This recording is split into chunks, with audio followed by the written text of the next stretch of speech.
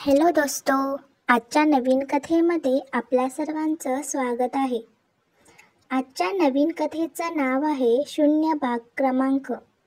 पुण्यातील ज्ञानदीप महाविद्यालय हे कला शाखेसाठी प्रसिद्ध जणू ऐतिहासिक कॉलेज. दगडी इमारती, जाळीदार खिडक्या आणि प्रत्येक कोपऱ्यात एखादं रहस्य लपलेलं. ऋतुजा देशमुख, कोल्हापूरची एक हुशार आणि संवेदनशील मुलगी, अडखळत नवीन आयुष्यात पाऊल ठेवते. तिचं पहिलंच वर्ष, पहिलं हॉस्टेल आणि पहिलं प्रेम या तिन्ही गोष्टी तिच्या पुढच्या दिवसात तिचं आयुष्य बदलून टाकणार होत्या हे तिला अजून माहीत नव्हतं. कॉलेजमध्ये पहिल्या दिवशी वर्गात गेल्यावर बेंच शोधताना तिच्यासमोर एक रिकामा बाग होता. त्यावर एक अजब पाटी होती, 0 क्रमांक. बाग सगळ्यांपासून वेगळा कोपऱ्यात, पण अतिशय स्वच्छ आणि सावधपणे ठेवलेला. तिने तिथे बसायला सुरुवात केली, पण आजूबाजूला बसलेले विद्यार्थी आपापसात कुजबुजले. ती शून्यावर बसले. तिला कोणी सांगितलं नाही वाटतं. ऋतुजाला हे कळलं, पण तिला प्रश्न पडला, हा बाग इतका वेगळा का? दुपारी हॉस्टेलवर जाताना तिची रूममेट सायली म्हणाली, तो बाग, तिथे कोणी बसत नाही. कॉलेजमध्ये अफवा आहेत म्हणे. काही वर्षापूर्वी एक मुलगा तिथे बसून गायब झाला. ऋतुजा हसली. अरे, अफवा असतात अशा, आणि मी ते मानत नाही. बरं वाटतं बसायला. सायलीचं उत्तर मात्र गंभीर होतं. काही गोष्टींवर विश्वास न ठेवणं कधी खूप महागात पडतं. त्या रात्री ऋतुजा हॉस्टेलमध्ये आपला पाठीचा बॅग आवरत होती. तिला बॅगमध्ये एक जुनं पत्र आढळलं, जी की तिने तिथे ठेवलेली नव्हती. जुन्या कागदावर शाईने लिहिलं होतं, 0 म्हणजे रिकामा नाही, ते त्या गोष्टीचं प्रतीक आहे जी अदृश्य असली तरी अस्तित्वात असते, अनामिक. ऋतुजाने भुवया उंचावल्या. हे कोणाचं आहे? कोणी ठेवलं? त्या रात्री त्या पत्राचा विचार करत झोपली आणि तिच्या स्वप्नात एक काळ्या कपड्यातील मुलगा तिच्याकडे पाहत होता. ऋतुजा दुसऱ्या दिवशी पुन्हा तो 0 क्रमांक बाग निवडून बसली. आजही बाग रिकामाच होता. सगळे अजूनही तिच्याकडे एक अजीब नजरेने पाहत होते, पण ती निर्धाराने तिथं बसली. अचानक वर्गात एक मुलगा शिरला. उंच, सडपातळ, गोरा, डोळ्यात एक प्रकारची खोल शांतता. तो सरळ ऋतुजाच्या बाकाच्या समोर येऊन थांबला आणि म्हणाला, तू इथे का बसली आहेस? ऋतुजा गोंधळली. म्हणजे? इथे कोणी बसत नाही म्हणून जागा मोकळी होती. तो हसला. पण ते हसू साधं नव्हतं. त्यात जाणीव होती. सगळं मोकळं असतं असं वाटतं, पण खरं असतं का? त्याचं नाव सिद्धार्थ. ऋतुजा म्हणाली. तू मला घाबरवायला आलायस का? सिद्धार्थ शांतपणे म्हणाला. तू त्या पत्राचं उत्तर शोधते आहेस ना? ऋतुजा ॲक्शन शब्द झाली. तुला कसं माहीत? त्याने मागे वळून काहीही न बोलता मागे फिरला, पण जाण्याआधी म्हणाला, शून्यावर बसणं म्हणजे रिकामं होणं नाही, तर हरवलेल्या गोष्टींचा आवाजाला ऐकू देणं. त्या रात्री ऋतुजाने ठरवलं, या गोष्टींचा माग काढायचाच. सायली अजूनही तिला सावध करत होती. तो सिद्धार्थ, तो खूप वेगळा आहे. फारसं बोलत नाही, कुणाशी मिसळत नाही, आणि त्याचं नाव जुना झालेला वाटतो. कसा जुना? ऋतुजा विचारते. सायली म्हणाली, म्हणजे कॉलेजच्या जुन्या वर्षपुस्तिकांमध्ये 2012च्या बॅचमध्ये सिद्धार्थ देशमुख नावाचा मुलगा होता, पण तो नंतर अचानक गायब झाला म्हणतात. ऋतुजाच्या अंगावर शहारा आला. दुसऱ्या दिवशी ऋतुजा कॉलेजमध्ये लायब्ररीत गेली. 3 तास शोध घेतल्यानंतर तिला 2012ची हस्तलिखित वही सापडली. त्यात एक कविता होती. तिच्या स्पर्शाने उलगडतील संध्याकाळी गूढ ओळखी, पण प्रत्येक संध्याकाळी ती परत हरवते, आणि मी शून्यात बसून तिची वाट पाहतो. स म्हणजे सिद्धार्थ. ऋतुजाच्या मनात विचारांचे काहूर उठले. ती काव्याची अर्थ लावू लागली. तिचा स्पर्श, ती हरवते, शून्यावर बसून वाट पाहतो. कुणाची वाट? आणि ती कोण? त्या रात्री तिला स्वप्न पडले. ती 0 क्रमांक बाकावर बसलेली असते आणि तिच्यासमोर सिद्धार्थ उभा असतो. पण यावेळी त्याचा चेहरा काळवंडलेला, डोळ्यात पाणी आणि ओठांवर हळूच पुटपुटलेलं वाक्य, ती मला शोधायला येईल, मी वाट पाहतोय.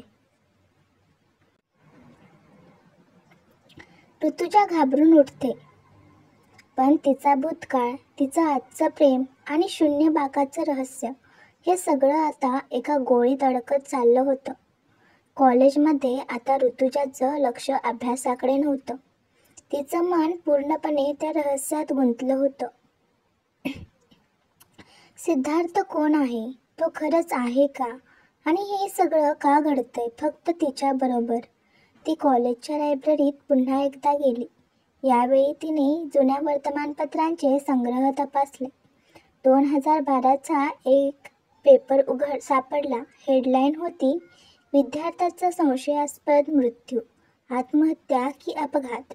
ज्ञानदीप महाविद्यालयातील अंतिम वर्षांचा विद्यार्थी सिद्धार्थ देशमुख हा कॉलेजच्या वर्गात 0 क्रमांकाच्या बाकावर मृत अवस्थेत सापडला.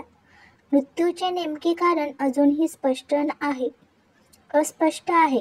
पोलिसांनी अपघात समजून केस बंद केली आहे, पण विद्यार्थ्यांमध्ये आत्महत्या असल्याची चर्चा आहे.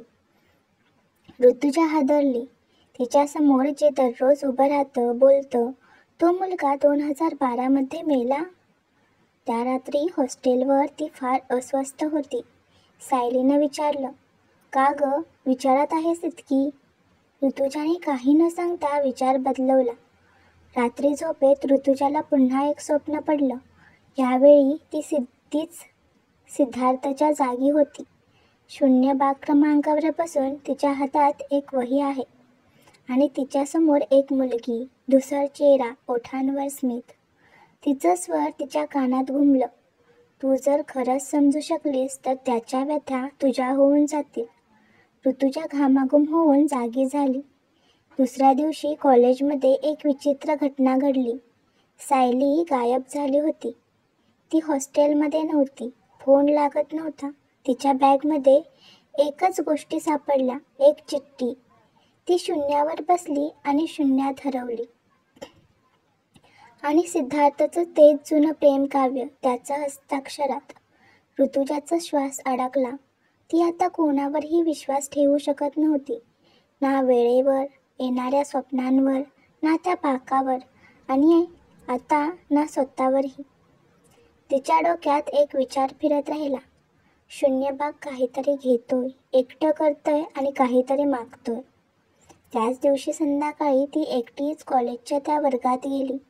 तिने 0 बाकाजवळ जाऊन डोळे मिटले आणि आवाज केला, सिद्धार्थ, तू खरंच आहेस ना? तू काय शोधतोय? अचानक पंखा आपोआप सुरू झाला. खिडक्या बंद झाल्या. एक थंड झुळूक आत शिरली आणि तिच्यासमोर सिद्धार्थ उभा राहिला. पण यावेळी तो पूर्वीसारखा शांत नव्हता. त्याच्या डोळ्यात दुःख होतं, पण एक वेगळी रागाची छटा. तो म्हणाला, ती माझ्या आयुष्यात आली पण विश्वास ठेवला नाही. आता तू आली आहेस, पण तू काय वेगळी आहेस का? ऋतुजा घाबरून मागे सरकली. मी फक्त सत्य शोधते आहे. सिद्धार्थ जवळ आला. त्याच्या स्वरात हलकी थरथर होती. तू जर खरं शोधते आहेस तर तुला शून्याचं पूर्ण सत्य जाणून घ्यावं लागेल आणि त्यासाठी तुला गुन्हा उघडावा लागेल. सिद्धार्थच्या त्या वाक्यानं ऋतुजाचं काळीज थरथरलं. गुन्हा उघडावा लागेल? तिला आताशा हे कळलं होतं की हे फक्त आत्म्याचं प्रकरण नाही. इथे खऱ्या गुन्ह्याचं रहस्य दडलं आहे. दुसऱ्या दिवशी सकाळी ऋतुजाने निर्णय घेतला. ती जाईल कॉलेजच्या प्रिन्सिपलकडे आणि विचारेल 2012च्या घटनेबद्दल अधिकाराने. प्रिन्सिपल श्री भंडारी यांनी सुरुवातीला विषय चुकवला, पण जेव्हा ऋतुजाने स्पष्ट सांगितलं की तिच्यावरही परिणाम होतोय, त्यांनी थोडं सांगायला सुरुवात केली. 2012मध्ये सिद्धार्थ देशमुख नावाचा मुलगा, अभ्यासात हुशार पण एकांतप्रिय, एक दिवस वर्गात मृत सापडला. मेडिकल रिपोर्टमध्ये तो गुदमरून मेला असं होतं, पण खोलवर शंका होती. त्या काळात त्याचं एका मुलीवर प्रेम होतं, पण तिचं नाव अजूनही कुठे नमूद नाही. त्या मुलीबद्दल कोणी बोलतही नसे.